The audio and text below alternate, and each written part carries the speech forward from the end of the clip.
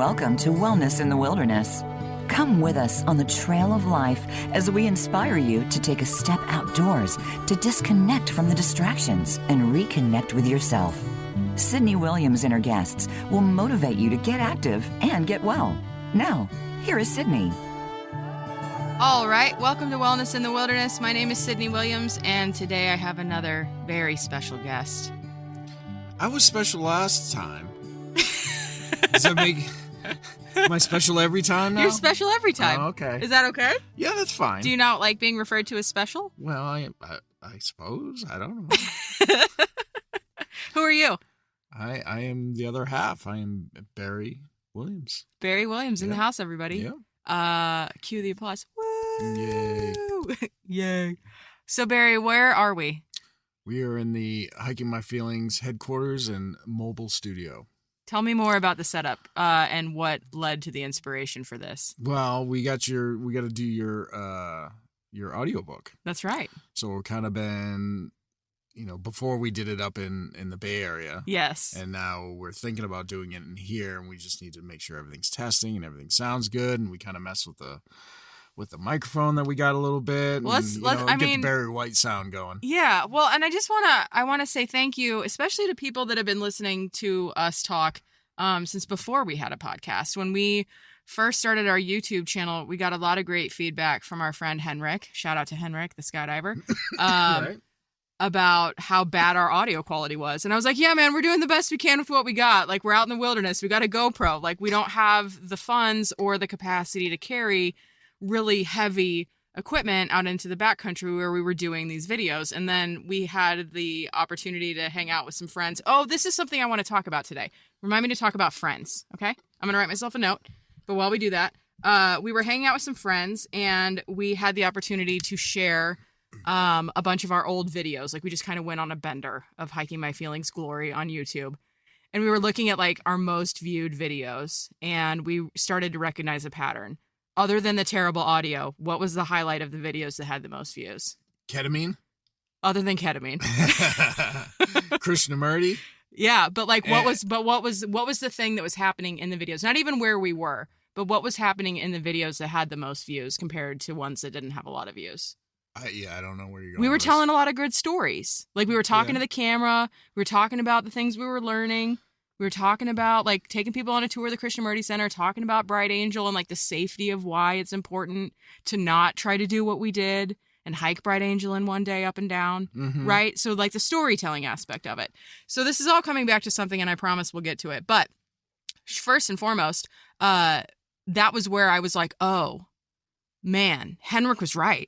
Like, 5 years ago, Henrik, hey, what up? You were right. Like, the audio quality was bad. And, like, we couldn't hear it. I mean, like, we knew it wasn't great at the time, but I think something that was really impactful for me when we were watching those shows back with What Up, Brendan, shout out Olific, when we were watching our old videos, was just how far the technology's come. Like, you've always been really good with the camera, but even, like, the Bright Angel video compared to what it would look like if we shot with the same camera. It's still a GoPro. It's just different iterations of it. It would look and sound tremendously better because as we've learned more, we've grown with the technology and we've started to augment and supplement. All of which is a long way for me to say. Barry said, hey, listen, if you're going to record this audiobook, and we don't have the setup that you had up in the Bay Area, which for anybody that is new to the podcast or new to Hiking My Feelings and how we roll, I recorded my first audiobook with like a nice microphone with like the proper setup, but I didn't have a stand, and I put the microphone in a pint glass, and I recorded 5 chapters before I listened to it. So we were thinking about how the audio from that audiobook to what we've got now, and now we have this new microphone, and I'm moving my hands a lot. Is it showing up on the audio form? Well, we're gonna find out. We're gonna find out. This is all a big experiment to some extent. But the idea was, Barry said, "Hey, if we're gonna do this, let's do it right. You've got a newer microphone, new to us. Well, it's the one we've been using, but it isn't the one that we used for the first audiobook." So Barry went down a massive rabbit hole, and he found out about Blue Voice and the software that's available for the Yeti mics. So it sounds like the new mics might come with Blue Voice built in, if I'm reading that right, but we've got it now, so we're hopefully sounding a little less tin canny and a little more warm and welcoming, the way we are. Right. voices true to sound. It's like polarized lenses for your ears. Is it like polarized lenses for your ears? Yeah. I like that. Crisper. Mm-hmm. More vibrant. Right. Yeah. Okay. So we're in the setup, or we're in the van, which prior to that, we just like had the mic on the counter, and the windows and doors in various states of open or closed. And so Barry did some great research on just how to kind of cut down on some noise. The roof of the van is lined in cork, so it's already pretty dampening. But we've lowered the shades. We've got our National Park towel from Nomadics that I got for being a facilitator at the Outdoor Stoth. What up, Outdoor Stoth? We've got that as like our tablecloth over the counter to kind of dampen some of the sound and block the sink. And then I've got my mouse pad from my standing desk, which is where I tried to break in my hiking boots, which is a really good segue to... What are we talking about today, Barry? Hiking your feelings and how it can help you navigate literally anything in life? Yeah. And how you don't even have to hike, but hiking makes it so much better and easier? Yeah. Okay. I guess that's what we're talking about. That sounds like fun. Yeah. Well, I guess before we jump into what the book's about, can we all just talk about how we've forgotten how to hang out? Because I forgot how to hang out. Mm-hmm. And we hung out with Brendan and Derek a couple weeks ago, and it was like the most fun that either of us have had in a long time. Am I wrong?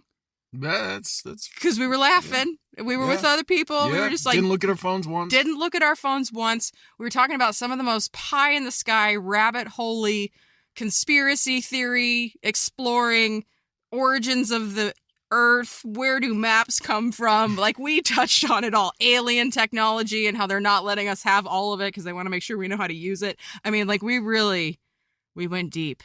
Mm-hmm. It was kind of a lot. But it was so fun and so inspiring. Yeah. So, if anybody else is feeling like you are just not real great at hanging out and that humaning is extra hard, especially because you've been doing it by yourself and maybe a little bit reclusive since the pandemic, you're not alone.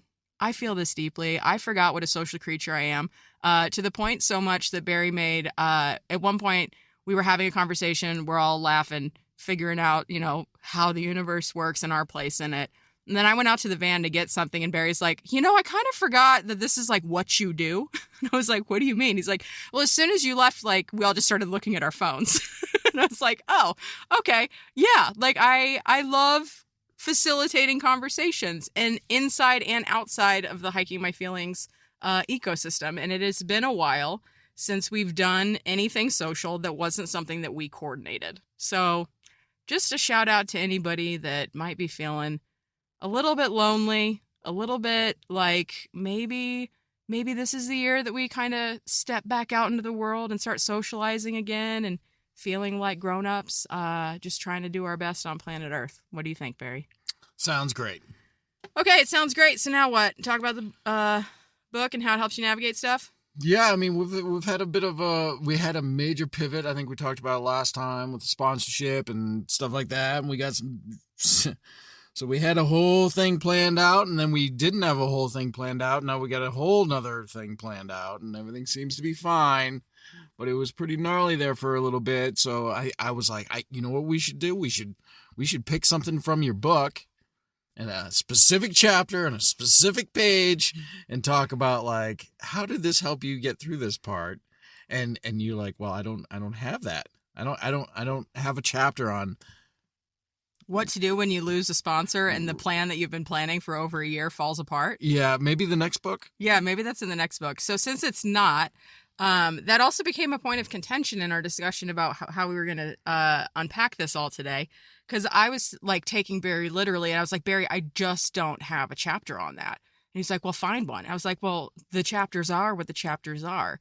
And there isn't a chapter specifically about if you've sold everything you own, move into a van, you've been working your butt off for the last 5 years, sacrificing everything you've known as far as comfort goes in the pursuit of bringing your best work into the world. And then the biggest lead you've got on financial support to make those dreams come true pulls out seemingly last minute, and then you're left picking up the pieces. No, I don't have a chapter on that. And yes, I probably will write about that in a future thing. But the point that I was trying to make when I was really frustrated about how I don't have a specific chapter to point people to for that very specific scenario is this. While I'm not ever actually, I don't want to say it like that. There's a greater chance now than there ever has been in my life that I will be able to identify what is happening for me at any point in time and find the tools necessary to navigate it. Is that always instantaneously in the moment? No. Is it always anticipatory? Like, can I fend off bad times? No. And I think this is all a really good point because, like, you don't just read my book and then nothing bad happens ever again. Like, it would be kind of pointless for me to write a book about how to navigate discomfort, grief, loss, and other things like joy and empowerment and surviving and thriving versus feeling like a victim of something.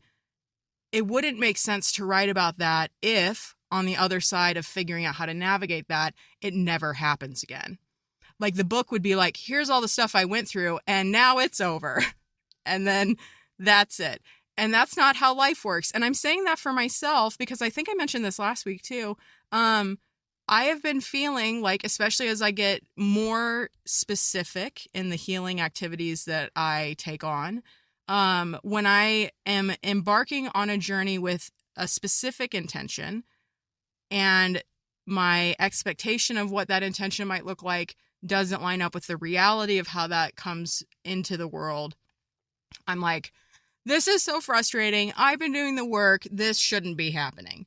And when I mentioned it last time, like, that's also not how life works. So I think the thing that I was most inspired by this morning, and I want to be perfectly transparent and say I got fussy about this situation because I wanted to be like, go to chapter 7, go to the second Mindful Miles prompt, and this will answer the question to life. And I can't do that. But, like, that's kind of how life works. Like, there isn't just like this rule book or this playbook that we can like reference and try to find an answer to a situation and then follow along. Or is there? Do you actually have a copy of this book? Because you seem to have solutions to everything, Barry. Yeah, I do. Where's the book at? These are not to be meant to be written down. These are like oral traditions passed on through generations of Williamses. So, wow, that's a lot of pressure considering my retention, right, of the tradition. Right. I have no respect or reverence for the traditions that are being passed down from Williams to Williams. Yep. All right. So tell me what, was there anything that you learned? Here's a question. I'm going to throw it back to you. Is there anything through this chapter of the dream crumbling and the dream rising from the ashes like a phoenix? Is there anything from our relationship, from the work that I do, from the work that we've done together at Hiking My Feelings that you used to deploy, to get through that, to move through that, to process that? Or were you already squarely educated and proficient in navigating such a difficult life experience from your own book and oral tradition? You mean naps? Yeah, we talked about that last time. Yeah, naps, couple beers. Yeah, that always helps. No, I think it's just one of those things. I mean, for the past 6 years or however long we've been doing this, I mean, it's we've certainly had our ups and downs, but everything's always seemed to work out. When the things that we thought would be in our best interest didn't work out, something else always happened, and it always worked out better. So, that's just the thing, man. Yeah. Sometimes, you thinking about that bridge and the zip line's right there, and zip lines are fun. Zip lines are fun. I think we found ourselves a zip line. Yeah. I was like taking the highway with my plan. Yeah. And like probably like a little bit of a caravan with it. Well, but the thing is, we can't really talk about it yet. Right. We're going to have much nicer accommodations. Yes. That's all we can say. That's a hint. Yeah. It's not a spoiler. It's just a hint. We went from probably being out getting shot at somewhere like we have in the past or getting arrested by the cops to now plush linens and showers. Yeah. Yeah. There's things to look forward to. And we'll have more information about that coming soon. And I promise that this isn't a thing like this time last year where we were like, next episode we'll be able to talk about it. Next episode it's gonna happen. We still can't talk about that thing. Nobody's losing except for everybody. Right. Okay, so I think in the context of finding a chapter walk you through some stuff. I think it would be helpful for me to kind of discuss why going back to, you don't just read a book like we say at our retreats. You don't just come to one retreat like Sequoia knows. You don't just do one meadow restoration to remove orchard grass and then it's gone forever. In Sequoia, they've been working on that meadow restoration in Round Meadow to remove orchard grass for 7 summers. This will be the 8th summer. And we've been supporting it for now 3 summers. So like, I think there's something to be said for starting this journey. And if you're somewhere on a healing journey and you're stuck, I think my book's a great way to come into it. I think you're probably going to see some stuff that you might already understand. And that's the other thing. This book is touching on things that literally everybody has experienced in one way or another. Either we've experienced it personally or we've been touched by it by a member of our family, some of our close friends, our loved ones, members of our community, acquaintances, that one chick from middle school, whatever. Like, the experiences that I'm talking about in the story, the specifics are unique to me, but the circumstances are not. I'm not the first person to lose somebody to suicide. I'm not the first person to lose somebody to brain cancer. I'm not the first person to lose somebody to just sudden loss in a tragic accident. Like, I'm not the first person to have their heart broken. I'm not the first person to be an overworker. And I'm certainly not the first person with body image issues. So like, I'm not coming out here saying that I'm the first and that's why you should read this. I'm saying like, we're not okay. Like, as a collective, as a society, we are not okay. Is that fair? Well, I mean, if they didn't put so much lead in those Stanley Cups, right, it would probably, lessen the cognitive issues. But, cutting down on the frenzy over the cups, because right. Lead leads to insanity. Pretty much, cognitive issues, Yeah. Well, keep sipping. That explains the riots. Yeah. Makes the Target thing make total sense. No, so I think that's kind of the point I want to make, is like, we could jump into a chapter and we could talk about something, and if a listener has a question, and maybe after the book comes out and it's out there in your hands and you're reading it and you do have questions, like, we can jump on and really dig into something with a little bit more depth. But I think the lesson that I'd like to kind of preemptively seed here is that when you read this book, it's not going to solve all your problems, but it will shift your perspective. I can guarantee that. Even if by some miracle, you, listener, and I, Sydney Williams, have had the exact same life experience, which, again, not possible because you weren't born to my parents, living in the house that I grew up in, or making any of the choices that I've made. But if the little stops, the little like milestones on our trail of life are similar, there's going to be a perspective shift, because the way that I tell my story, my hope is that you're going to see yourself in it. I'm not sharing these things specifically because I think these are the things that are the most important to share. But I think because they are the most relatable, and I think that they're the softest way to enter into a difficult or tough conversation. And when it comes to going after your dreams, like, I've always talked about hiking my feelings and now hiking your feelings as, I wrote this story for me. The process of writing it and the process of living it, and then the process of writing it, helped me understand myself in a very, very deep way. And this was something I was thinking about yesterday. And I actually, I'm going to throw this at Barry and he has no idea it's coming. I was thinking about this yesterday, Bear. Think about all the people, myself included, before this chapter of my life, that would just rush and rush and rush from one thing to the next, like rushing to work, rushing to the gym, rushing to school, rushing to go home and take care of their kids, listening to an audiobook, going straight to the couch and watching Netflix, like whatever it is. And there's no space for them to get to know themselves. Like, I was thinking about how, kind of circling back to our what if it all ends tomorrow conversation we were having with Derek and Brendan. What if it all ends tomorrow? Well, if it all ends tomorrow, I'm really glad that we've been doing the work that we're doing. And I'm really grateful that I've had a chance to get to know myself this well. What do you think? What else you got to do? Literally nothing. Nothing. That's what you've been saying this whole time. Right. There's what else do you have to do? It's not because you're not ambitious. That's all you have to do. Right. Your ambition is to know me and to love me and to know yourself and to love yourself. Yeah. And to share that with others. Like, you think I'm kidding when I'm like, I got nothing better else to do? Like, no, there's literally nothing better else to do. It's not a jab. It's not like, oh, I'm lazy and I got nothing to do. No, that's my job. I love this. I know. Aww. And you think that I'm just, like, voice of an angel, I say. That's and right. You think I'm lying, but nope. Oh, man. So you guys are witnessing audibly a moment between me and Barry.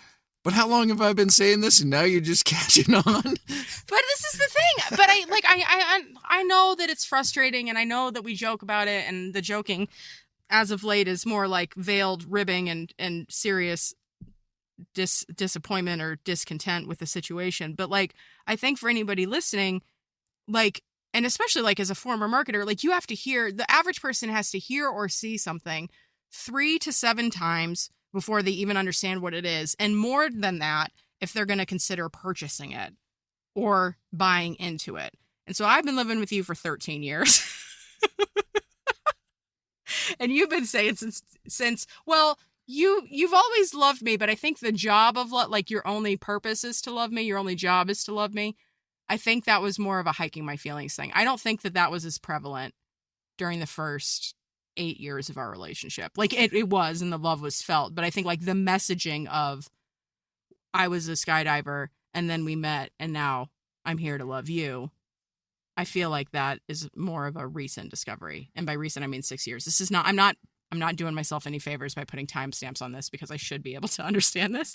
But I think the moral of the story is, for anybody listening, sometimes we have to find the language to be able to articulate what's happened to us, to understand something. If we don't have the words, and we are all in this van right now, we are fluent English speakers. And that's part of the thing about healing that feels so difficult for me, is that every time I stumble upon a new modality or a new language around something that I've struggled with, it feels like, at the same time, it feels like brand new information and also this deep remembering, like it's in my cells that I've heard this before, lifetimes ahead of this one. And so I think it's really important to not give ourselves too much grief if it takes a long time to move from like the language and the understanding into like an embodied knowing. I've had the language since the first time Barry said it. I understand the words, I am here to love you. I know what that means from a language perspective. And then I have a deeper understanding of like what that means in context of the relationship. But what just happened here is an embodied knowing and understanding of both Barry's intent and how I've been receiving that. And I think that that's important to point out. Like, we joke about it and we breeze right through it. But I think that it would be a huge disservice to anybody listening to not break down the steps of that in case they're feeling something similar about anything in their life, whether it's understanding something that happened to them, understanding a relationship or a conversation or the dynamics between two people or more people. I mean, I just think that that's important to say. Yeah, I agree. Cool. Yeah. Thanks, man. Mm-hmm. But I think you're right about just like the meaning has changed. It hasn't really changed, but I think the ability for us to be out in nature and slow down and do what we do is really gave us time to, because we're not rushing, actually understand what we're actually saying to each other. Yes.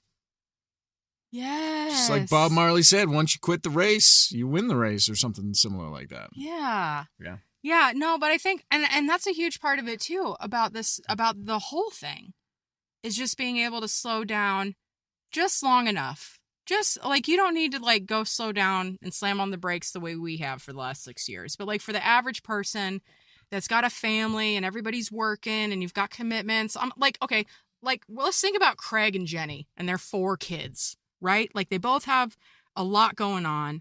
Their kids are involved in so many cool activities. They themselves have interests. Jenny's picking up some new arts and crafts kind of stuff. Craig's all the way in on his acoustic sessions and Muffin But Good Vibes, in addition to a full-time job.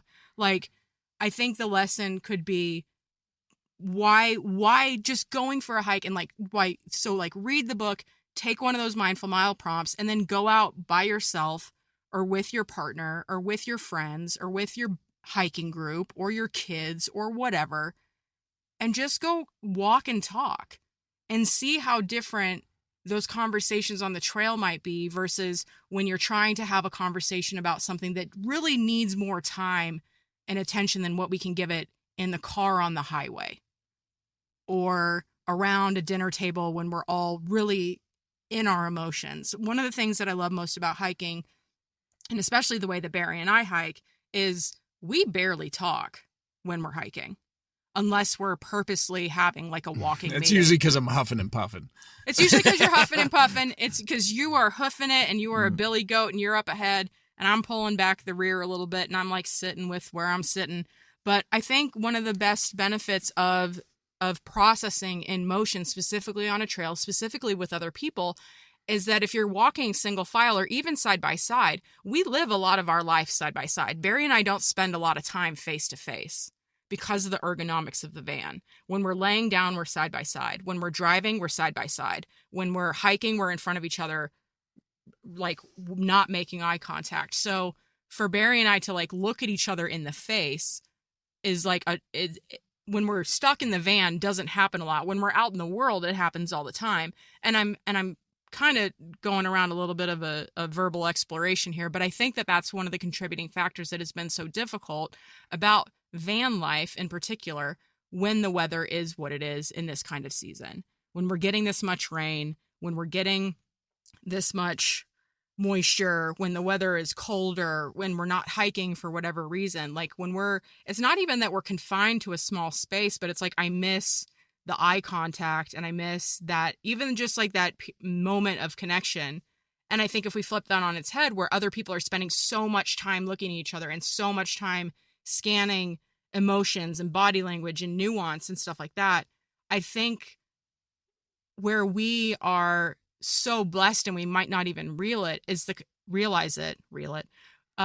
is our capacity to communicate about extremely difficult things in the same space and not feel like we have to like run away from it because we're so uncomfortable or like we don't know where to look or it's overwhelming from a nuance and body language perspective. Yep. Okay. I got nothing to add. Okay.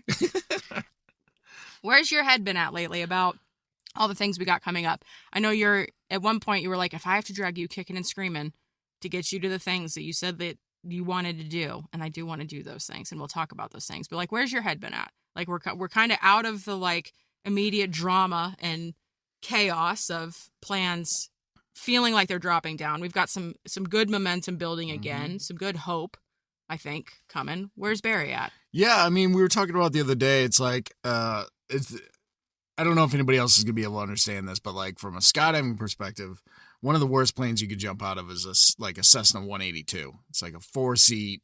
You're jammed in there like sardines. And sometimes if you got a tandem and they got big rigs and it's a nightmare. And like where I started to learn to skydive was at Skydive New England, and it was one of the shiftiest runways you could have at a drop zone. Like there was a dip in it. And like if you needed to take off before you made it to the dip, otherwise there was going to be problems. I mean, it was so bad that the U.S. Army Golden Knights showed up, landed their plane, and immediately took off because they're like, we cannot legally take off from here because it's sketchy as hell. Right? So, but there's a great picture at Skydive New England in one of the classrooms of like this little Cessna, and it was on its back in the trees at the end of this runway. And at the end of that runway, there's also a high tension power line. So like, lately, what it feels like is it feels like we're in a grossly overloaded skydiving plane. And there's only one way to take off at Skydive New England. Like, you just need speed. You need to get as much speed, because if you don't, you're going to end up on your back in the trees. Yeah. Fortunately, with that accident, actually, nobody got hurt. But it's a great picture of, like, the Cessna just hanging from the trees. So it's like, we have so much stuff going on right now. We're under so much stress. That's kind of where I'm at. It's just like, just got to buckle up, hit the gas, and see what happens. So, but it does seem like there's light at the end of the tunnel. Hopefully it's not an oncoming train. I don't think it will be. But, yeah, I mean, all in all, things are really good. I just, I wish we had a van that started. But I did find out one thing about the van. When the windshield wipers don't want to work and it's raining and you're driving, you know what the solution is? What? More speed. Just warp speed the windshield. Yep. Solid. Yeah. Yeah, so I don't know. I mean, is that what the question was? Yeah, I was just asking how you're doing, like where you're at. Yeah. Where are things? What are you looking forward to? What are you excited about now that we've kind of got some plans formulating in light of the meltdown? I mean, well, we're leaving this week to get on some planes. We're going to be like living out of a suitcase for almost 2 weeks. Yep. Up in the Bay Area and also Austin for South by Southwest. I'm just really, really excited about it. I mean, we've been waiting for the South by Southwest thing and this PLA thing for over a year. Yeah. In reality, over a year, because we talked about doing this PLA, this public lands lines thing 2 years ago. 2 years ago. Yeah, and we missed the deadline, and we weren't able to get in. Well, the topics weren't really on. I personally, I think, because we submitted our topic, and then they were like, "Oh, we should really create a whole topic," and now it's like actually made for what we do, right? Because we do what we do. Yeah. So I'm excited about that. I'm excited to see some people up there, and obviously South by Southwest. I've never been to South by Southwest. And I'm excited to, be a part of it. All right. Well, we're going to do a quick commercial, and then we'll be back to talk about what we've got coming up in March. Sawyer is more than an outdoor company. Every Sawyer product you buy contributes to our common humanity, bringing Sawyer water filtration systems to people in need all around the world. In just 2022 alone, 260,000 households in over 45 countries received clean drinking water through Sawyer filters. Over the past 10 years, we've teamed up with over 140 charities in 80 countries to provide long-term, sustainable relief, domestically, internationally, and in disaster situations. Together, we're saving millions of lives. Thank you.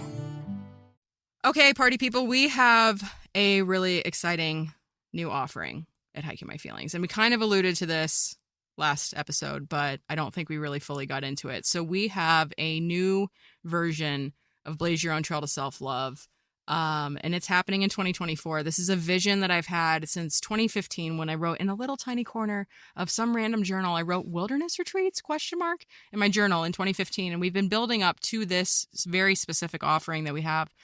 So Blaze Your Own Trail to Self-Love is our series of workshops that will help you navigate the human experience. We're learning how to unpack what it means to be human and embrace the things, highs and lows, goods and bads, positives and negatives, ins and outs, what have you. And we're doing that in community, and we're doing that with mindful movement. And now we're also doing that in person. So far, Blaze Your Own Trail to Self-Love has been a virtual program offered in a variety of formats, a 12-week intensive, a monthly workshop series that lasted a full year. And now we're breaking it down into monthly workshops. There's 6 monthly workshops that lead up to a retreat in Glacier National Park. And we're doing this in partnership with the Glacier Institute. And we have an incredible itinerary planned. We're going to be hiking some of the most beautiful areas of Glacier National Park. The Glacier Institute is providing accommodations, so you don't have to sleep on the ground. We're in some group cabins. You have all your meals prepared. We will even pick you up from the airport if you need an airport pickup or an Amtrak pickup for that matter. Everything's included. All you got to do is get there. And it's the first time that we'll have a concentrated cohort who have been through the Blaze Your Own Trail to Self-Love program together. We get to go and have this retreat experience together in Glacier National Park, which is a little bit of what we do here at Hiking My Feelings. I'll be leading some workshops and kind of tying all the dots together, but really giving ourselves a full immersive weekend in Glacier National Park with the educators at the Glacier Institute. And we're going to be learning about climate change, how to embody the changing of the seasons. We're going to be doing some forest bathing, some nature journaling, tying it all together with our Hiking My Feelings programs, and really helping you put some of those activities into practice. And then it also wraps up the year with our new Next Steps program. And this was inspired by my new book, Hiking Your Feelings, Blazing a Trail to Self-Love. Next Steps is our integration program that will help you take all of the experiences that you've collected over the course of our time together through the program at the retreat and use those experiences to set yourself up for success in 2025 and beyond. So if you're interested in joining for Blaze Your Own Trail to Self-Love and or the full program with the retreat with us in Glacier this September, you can go to hikingmyfeelings.org/BYOT. That's hikingmyfeelings.org/BYOT. And that's Blaze Your Own Trail to Self-Love. The class for 2024 starts in April. We have multiple different ways that you can participate, but the one that we're most excited about, like I said, is this new offering with Blaze Your Own Trail to Self-Love and the retreat and our brand new Next Steps program. So go on over to hikingmyfeelings.org/BYOT to learn more. Ready to find your wellness in the wilderness? Look no further than Hiking My Feelings. Through a combination of community and self-discovery, our programs are designed to give you the space and support to connect life's dots. If you're looking to figure out who you are underneath the stories you've been given and are ready to redesign the map of where you're headed with actionable steps and opportunities to dream big, we're here to walk alongside you. Whether you're a seasoned adventure enthusiast or brand new to the healing power of nature, we've got your back. Visit hikingmyfeelings.org today to download our free Trail Thoughts worksheets and learn more about Hiking My Feelings. All right, we're back. We are back. We didn't go anywhere. No. There was no dancing. I didn't even get out of my seat. Nope, we were just sitting. Mm-mm. It was kind of nice. Yep. So we're back, and let's talk a little bit about what we've got coming up in March, and then I've got some questions about how people can avoid making mistakes that other recreators are making in some of your old stomping grounds. So I'd like to get to some Barry's wisdom, some William's wisdom. Mm-hmm. Maybe that's a segment. Oh. Maybe your oral traditions, since I'm not hearing them, we can share them with the world. Barry's BS. Barry's BS. BS Yeah. with Barry. Right. Okay, so first things first. This week we are putting some finishing touches on the presentation for PLA, and that is the Public Lands Alliance Conference. I am co-presenting with Daniel Hecker, who is the director of the Field Institute at the Sequoia Parks Conservancy, which is the official nonprofit partner of Sequoia and Kings Canyon National Parks. We are also presenting with Michelle Payan, who is the community volunteer ambassador. She was working with Sequoia Kings Canyon in the Volunteers and Parks office while we were there last summer. She has since moved on to the Golden Gate Recreation Area, which I'm just so excited that she's going to be local and she's able to join us to present about what we've been doing in Sequoia National Park for the past few years. And that is on March 5th. So we are preparing for that. On March 4th, we have the intentional hiking conversation with Renee Patrick about hiking your feelings and finding wellness in the wilderness. So be sure to tune in for that. And all of these things can be found on our website, hikingmyfeelings.org/events. So March 4th, we've got intentional hiking with Renee. March 5th, I'm co-presenting at the Public Lands Alliance. March 9th is the big debut of Hiking Your Feelings, Blazing a Trail to Self-Love, and that's happening at 4:00 p.m. Central Time in the Austin Convention Center, room 10AB from 4 to 5 p.m. We've added a speaker to the lineup, and that is Barry Williams. He's going to be asking me questions about the book. I'm going to try and use words good. He's going to try and use words good. And then we are doing a book signing immediately after that. So from 5:15 to 5:40, 25-minute signing at the South by Southwest bookstore, which is also in the Austin Convention Center. And that's in room 10C, which is right next to where my talk is going to be. So that's super convenient.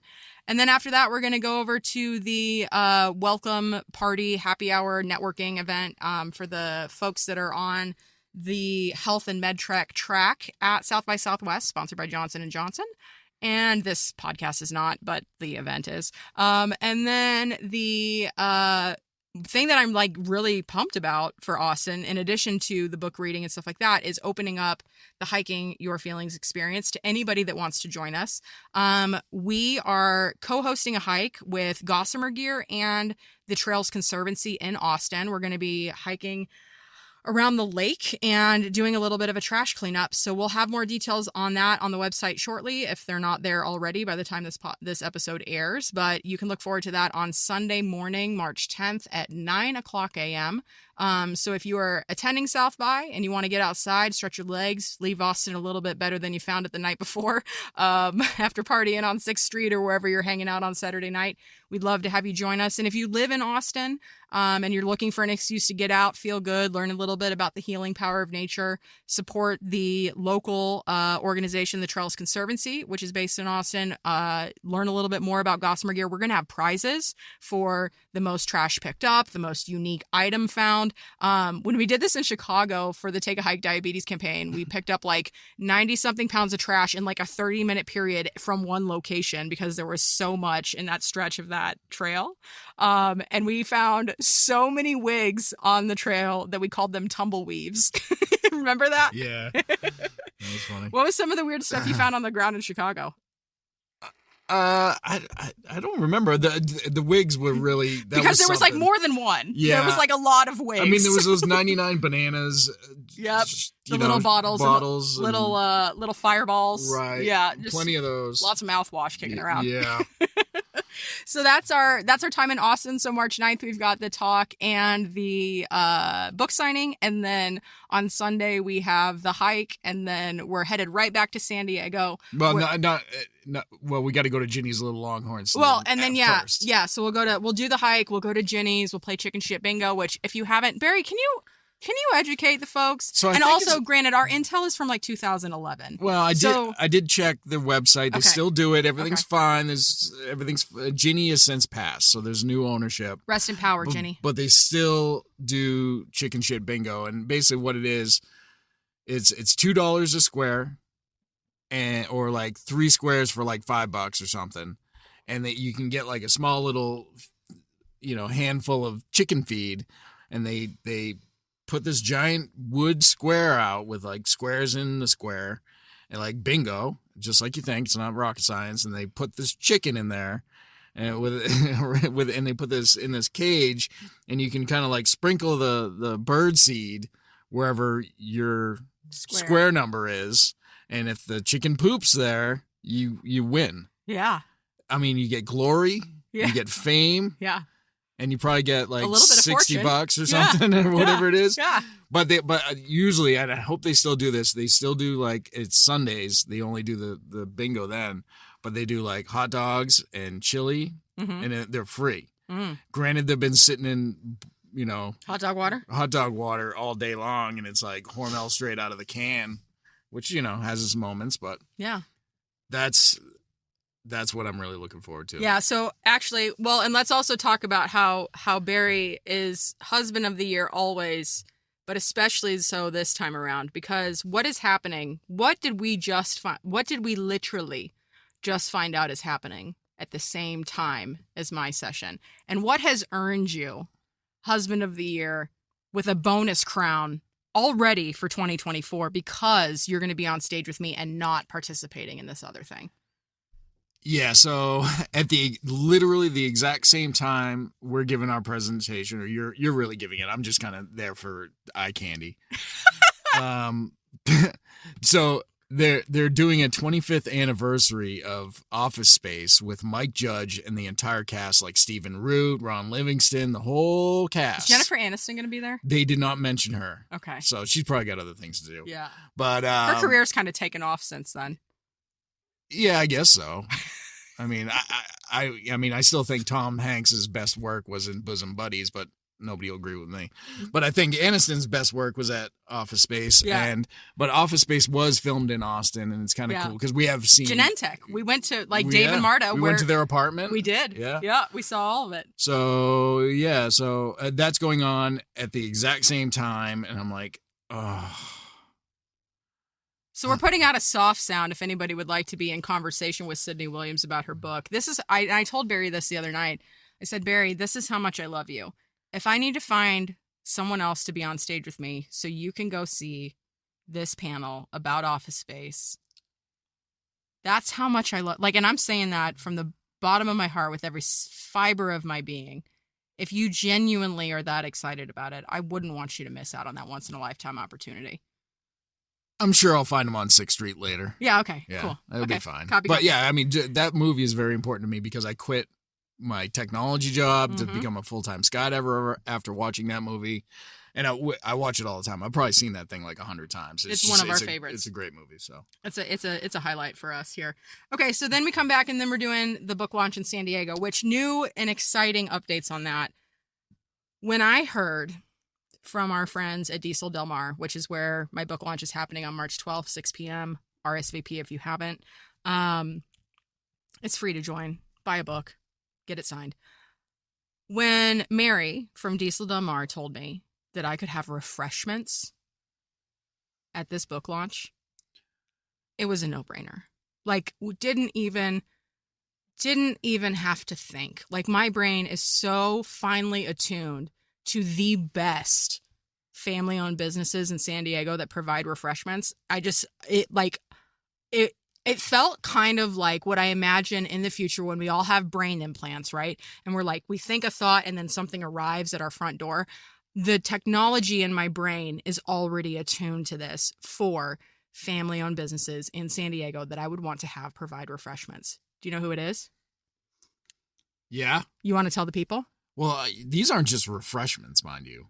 Tell me more. These are experiences. Oh, well, yeah. So we got Babe Kombucha, Yeah. which is like your favorite. One of my favorites. Actually, Super yeah. nice people. Oh my gosh. So we met Vinny and Natasha at K-Bong's album release party. He did a specialty flavor with Babe. Like that, K-Bong's like one of the faces of Babe. He did his album release party at their tasting room. And we met Vinny and Natasha. And I'm not kidding. I haven't seen them since then. Like, we haven't seen Vinny and Natasha. I've been texting with Natasha. We're talking about music. We're talking about going on. We've been planning a hike for almost 2 years now that we haven't taken yet. But we had such a deep, immediate connection because Vinny used to skydive. Natasha lost her brother to skydiving. And they look exactly like, and they don't look exactly like. The way that they interact, the way Vinny and Natasha interact with each other is near identical to our friends Lalo and Claudia. Yep. Former owners of Skydive Taft. Yep. And it was just immediate. We were talking about yerba mate. We were talking about skydiving. We were talking about connecting with nature, talking to trees, listening to the water. It was intense. And I just want to take a moment and I want to invite you, listeners, to just think about the last time you had an interaction, a first-time interaction with a total stranger where you were like, oh, I've known you for lifetimes. And now we're here in this one together. Does that person come to mind? Are you already thinking of them?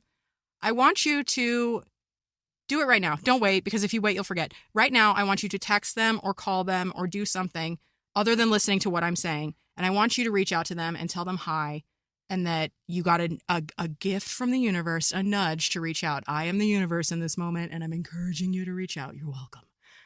So that was the connection with Vinny and Natasha from Babe. So I was like, hey, Vinny, I got this awesome book launching. What are the chances we could get some kombucha there? He was like, my pleasure. Tell me how much you need. Come and pick it up. And I was like, awesome. And then there's like the no-brainer, probably spoiler alert. Who's the next one?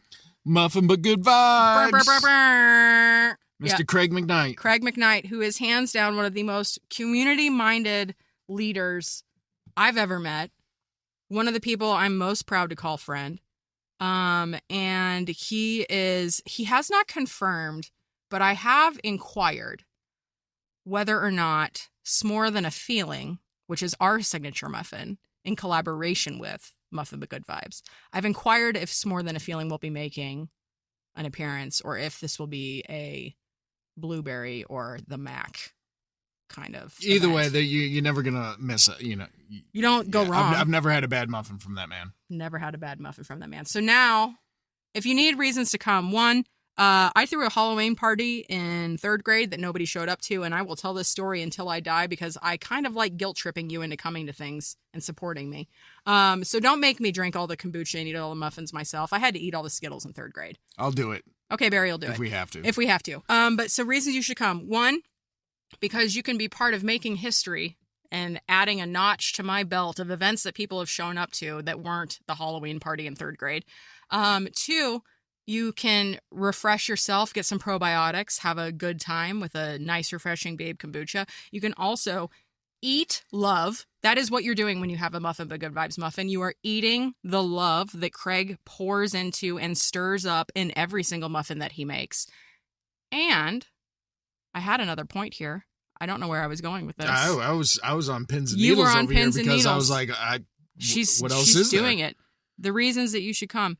Oh, and also just because like you can be a part of this momentous occasion where you're getting exposed to 2 really great purveyors of goods in San Diego, an incredible bookstore where the vibes are just immaculate. Like Diesel Bookstore, like I want the lighting, and if we ever end up in a eventual permanent structure, I'd like the lighting to be similar to the lighting that is found in Diesel Bookstore because the lighting in there is just clean and lovely.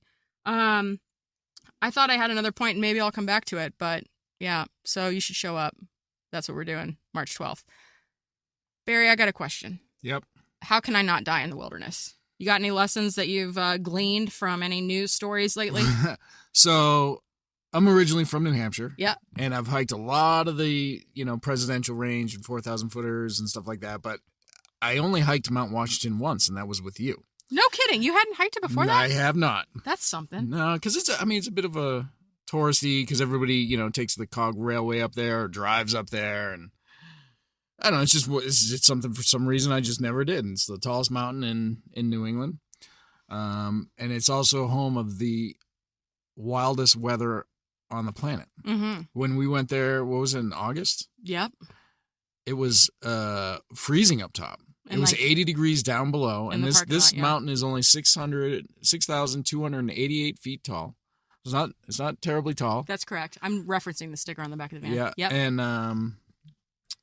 And it was freezing up top. Yeah. Like, it was legitimately at freezing, and there was like snowflakes and stuff, and people were in winter outfits in August. So it's gnarly weather, and it's some dude from Portsmouth, New Hampshire, which, I lived in Portsmouth, and some young buck went and just hiked it in the winter. Mm-hmm. And it was the wind chills was minus like 90 or something. Woo! Good Lord. Or no, 90 mile an hour winds. Oh, God. And it was minus 50 something with the wind chill. Oh, my gosh. And he's like, I'd like to go hike this. Yeah. I don't recommend that. Yeah. I mean, it's the thing is that mountain is so dangerous. There've been almost like half as many people that have died on Everest have died on Washington. Wow. I mean, that's how dangerous this mountain is. Like, and that's, most of them are in the summertime. People die up there because they get caught in these storms, and to do this in the winter is really, really dangerous. And then, like, because if you're hiking this, you're into the trees, and then you get above the tree lines and you can't see anything. Yeah. And you got 90 mile an hour winds. It was during a blizzard. They couldn't see anything. The rescuers couldn't even get up there because they ended up having to take the cog railway, and they had to like modify the actual rail cars, like put snowplows on it or something weird like that, to get up there to get to this guy. And he was and I guess he was up there, and like he was with friends, and his friends were smart enough to turn around, and he was like, I'm going for it. And then he got up to the Lake of the Clouds or whatever, that hut up there. Yep. And there was some other random people there, and they turned around, and he decided to keep going. And it's all rock and boulder, and he slipped and ended up like banging up his ankle or something like that. And he was out there for like 12 hours and minus 50 something degree temperatures. And, Did he die? No. But well, they rescued him. But the thing is, in New Hampshire, and it's a funky thing, and there's a lot of debate on this. If you go unprepared into nature and you need to get rescued, they're going to charge you for that rescue. And you're talking anywhere from $30,000 to $40,000.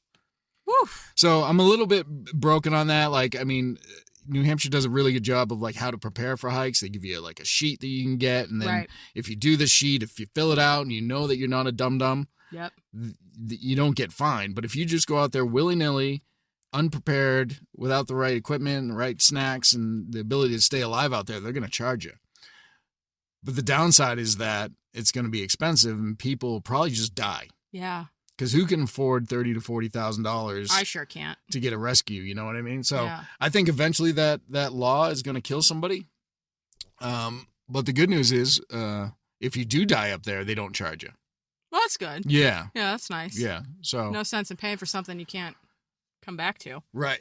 So I want to break this down a little bit. And I think that we've talked about this in our experiences. Like we every once in a while we stumble upon a Mount Washington story. And I know we certainly cover this in like your portion of the Blaze Your Own Trail to Self-Love program, where you're like walking people through the safety and planning things, like the meetings around how to go out and have a safe adventure. We have a worksheet that Barry walks you through, like how to plan your hike, the considerations that you should be considering.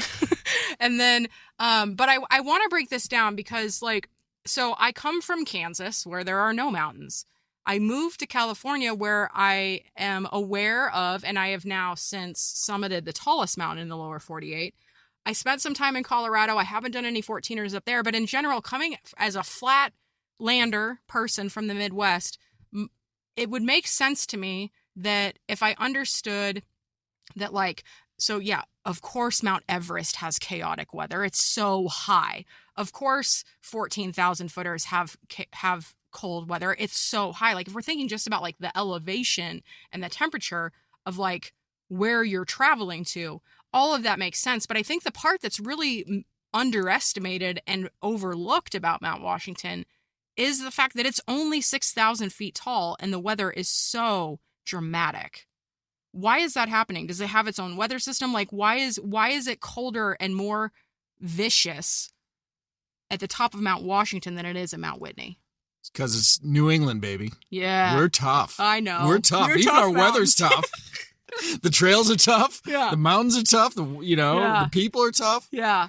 Yeah, I don't know. I would imagine there's some sort of valley and it whips up there and you get these winds and stuff like that. But it is one of the windiest, it was the windiest place on the planet for a long time. And I think maybe somebody just beat it, but it's still wild weather. Well, I'll never get tired of issuing a good faith warning to folks that are adventuring up in New England. Just be careful. If you're going up to the Whites, especially in the winter, be careful. But even in the summer, be careful. To Barry's point, more people die on Mount Washington in the summer than they do in the winter because they're underestimating how quickly things can change and how unique it is on top of that mountain.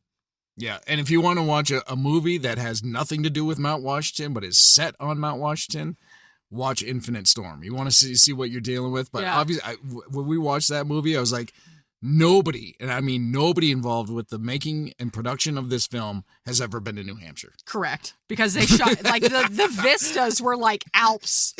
It was like Romanian Alps or whatever. Like, it was just these humongous mountains that are definitely taller than 6,000 feet themselves. So they took some significant creative liberties with the production of that film, but the story is set on Mount Washington, even though nothing reflects that fact. Yeah, it's a true story. And it's a good story. Yeah, it's a great story. Okay, well, what else you got? Anything you want to wrap up on? I don't know. I mean, I didn't tell people how not to die, but like, just, so tell them how not to die. Well, I mean, be prepared and understand what you're getting yourself into, because this is nature doesn't care. Right. Nature does not care. It's very indifferent to us. Yeah. Nature's going to do what nature does. Yeah. So, I mean, just, you got to be prepared. You got to educate yourself. Got to, plan and leave a plan and let people know where you're going. And, I mean, there you go. All right. So it's good to be prepared. Yeah. Well, with that, I think that's about it for me. Yep. So we got some cool stuff coming up in March. Our Grand Staircase Escalante National Monument event has sold out. So we are really looking forward to seeing everybody up in Utah the first weekend in May. Like we mentioned at the top of the episode, we do have some exciting events coming up in April and May that we will be sharing very soon. We are putting the final details on a little mini tour. I'm going to say that, a mini tour. A tour within a tour. A tour within a tour. Mm-hmm. That is happening at the end of April through May to celebrate Mental Health Awareness Month, and we will have more details for that for you soon. In the meantime, we hope that this episode has been a breath of fresh air, and we hope that you are feeling seen and supported and loved wherever you're at. And if you're not, then come hang out with us somewhere, because that's kind of our specialty. Yeah. Yeah. How do you celebrate Mental Health Awareness Month? Do you is there parties? Is there we're parades? Do you want to know how we're celebrating? Yeah. Well, I'll tell you next week when I can, or whenever I can talk more about it. All right. Yeah. I didn't know if I needed to get like a hat. Kazoo. Yeah, right. A kazoo. Yeah. So until next time, take good care of yourself. Take good care of each other. Dream big, be kind, and we'll see you next time. See ya.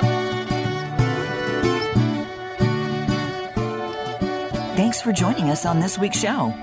We hope this episode has been a breath of fresh air for you and has inspired you to find your wellness in the wilderness.